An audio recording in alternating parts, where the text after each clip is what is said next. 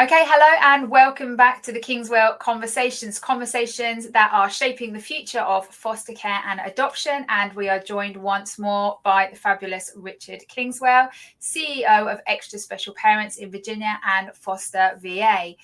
Richard, thank you so much for joining us for another episode where we basically suck all the knowledge out of your brains and we share it with the rest of the world. Thank you for joining us. Good afternoon, Nikki. It's nice to see you. All right, so as you've seen from previous episodes, we've touched on lots and lots of different topics. And today we want to really focus in on the foster care experience. And I would love it if I appreciate very much from what we've heard on earlier episodes that this is going to vary considerably according to the family and the child. But could you perhaps just talk us through an average day in the life of a foster parent, what that might look like, but also encompassing where within that day, maybe the support coming in from ESP as well. Can we kind of like go through what a typical day might look like? Well, I think the easiest way to think of a foster parent's day is just remove the word foster. It's a parent's day. It's no different to any other parent on the planet. Their journey is identical. From the grassroots of the day. They're just parents doing a great job for a child who needs help at this time. The parents' day starts in the morning, getting up, routine, consistency is so important in our world as foster parents and any parents. And these foster parents set consistency so that the kid knows that they're going to get fed because that may not have been reliable for them. They know they're going to go to school because that may not have been reliable for them. They know they're going to get a lunch and that may not be reliable. So they're just making sure that reliability is there all the time. And that's what puts the foster in front of them, sort of thing, is that skill to know that this has to happen all the time, because as the children are building trust, that is very important. So a normal day for a parent is a normal day for a foster parent. The parts that add on to make them the skilled therapeutic foster parent is the paperwork and the communication and the visits and things like that. So the courts are involved. So there may be a court visit where the child needs to be at court, especially for the older kids. The older the child, the more involved the kids are in court systems because they have a voice. And the courts want to listen to these children to see where they want to be. And it's not just about the parents. When you get older children, they need to be heard, and the courts want to listen to them, and they have court-appointed special advocates to help them to be heard. And so there may be a court visit that's in your journey for a child, not for the younger kids because their voice, they don't understand what's going on with the legal process. But for breakfast, the kids may have a medication. They may need some sort of medication to get them through the day at school. And so we have to document that we gave them the medication. We have to make sure we gave them to them and gave it to the right child in the right place, just following normal medical procedures that every parent does when they have a child that needs medication. But because in our world, no paper, no count, well, they have to write it down. So that's a little different from a traditional parent where you just give them one pill, because we may not have as much history as a biological parent. So we may not know that this child is allergic to this medication that's been prescribed to them. So we need to have that documentation that, one, it was prescribed, two, that we've had permission to give it by the guardian, the social worker. And so then we have to document that we gave it to them, because if there is an adverse response to the medication, we need to be able to tell the doctors that. So that added piece of paper is very important for medication. Then they may also have a funding meeting in their journey as a foster parent. And so they may have to go on a Zoom call with the administrative team of the Department of Social Services and advocate for services that the child may need. They're the ones that are living with this child. They're the ones that know this child the best. And they're the ones that can really have a great voice around that table to say, this child needs some therapy. They may need more visits. They may need after school club. They may need to join the jiu-jitsu club. They may need to go join the running club, and they need some money to do that. They need some new shoes and things like that. There's different things that need to be advocated for. And so in Virginia, it's called a FAPT team. And so I'm sure we can put a little link to our blog about FAPT teams, because it's a good page of information about them. But your voice is very important. So you'll go on for a call for 15 to 20 minutes and talk to the educational specialists, the financial, the social workers, the director of an agency, all sitting around a table looking after the welfare of your child and making sure that they have the resources. So that makes them a foster parent. And then there could be a visitation, where we want to keep that connection at all times with the bio family. We want to get reunification as our priority, to get them back with their kin, get them back with mum and dad, mum, whoever it is, that is the one that they want to be with, sort of thing. And if we want to work as a partner with them to make sure that they are have every opportunity to reunite with child and parent.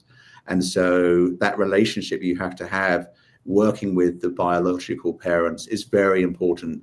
Trust and integrity I've talked about a lot, that they know that the parent is looking after their child, because it's a very scary time for the biological parent to be looking away and trying to sort their life out, whatever the trauma was that they're working through, if it was loss of job, if it was illness, if it was abuse, neglect, all these things that the parents are going through.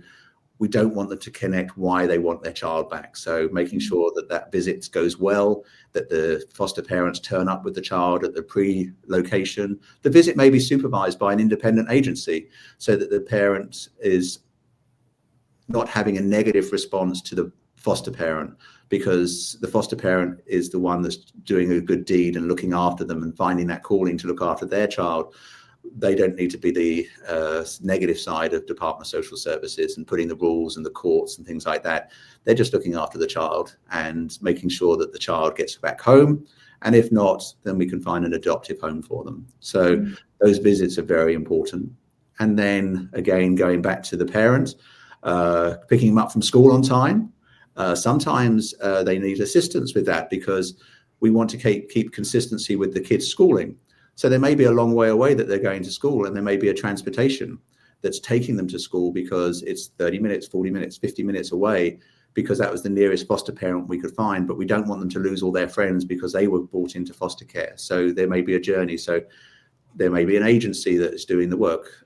Extra Special Parents does transportation with kids a long way away, so that the foster parents can focus on being a parent and not a transportation officer.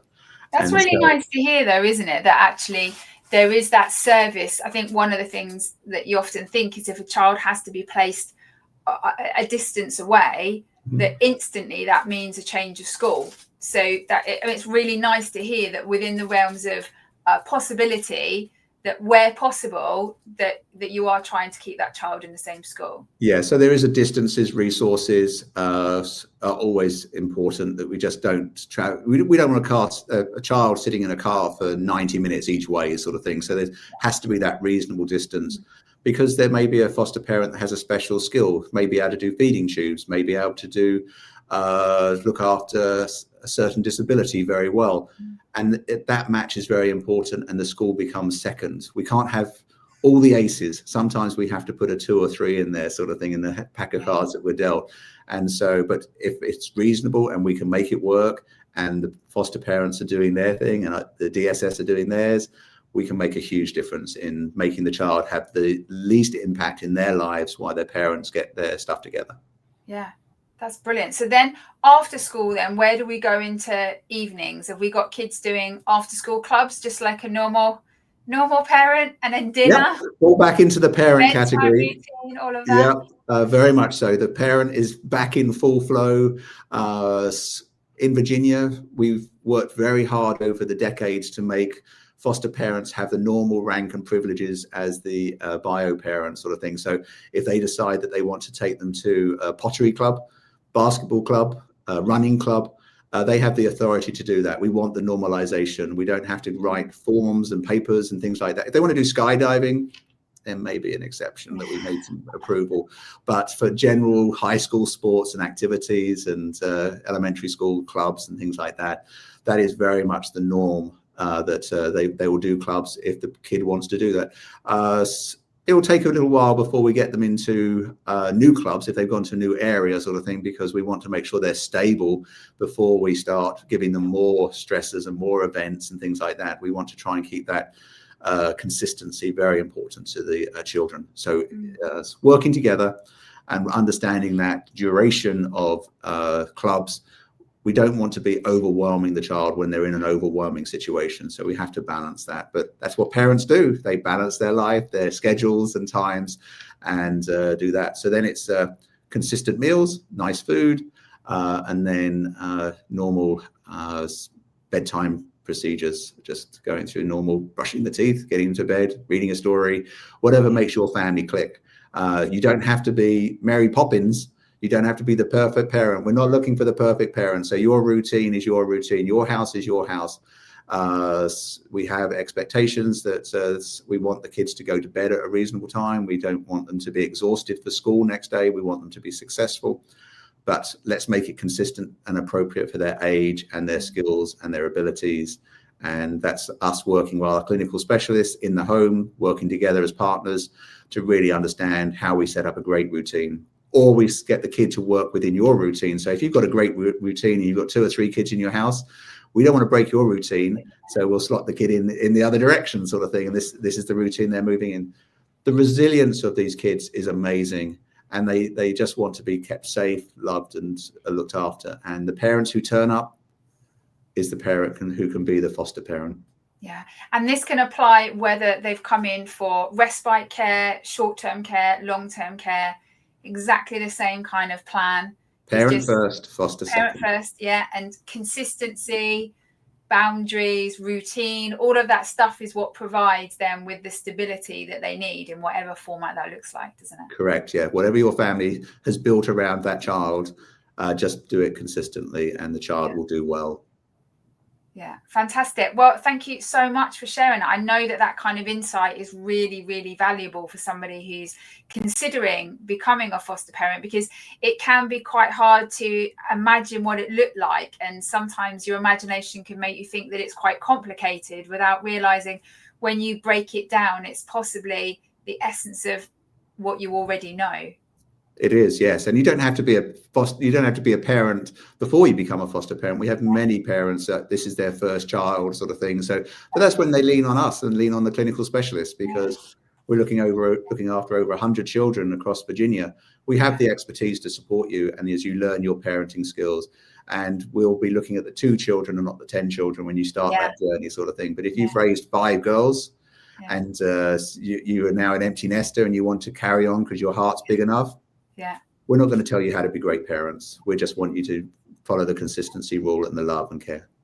I think people underestimate as well when they're having their first child, for example. I think we've all are quite guilty of underestimating our own intuition.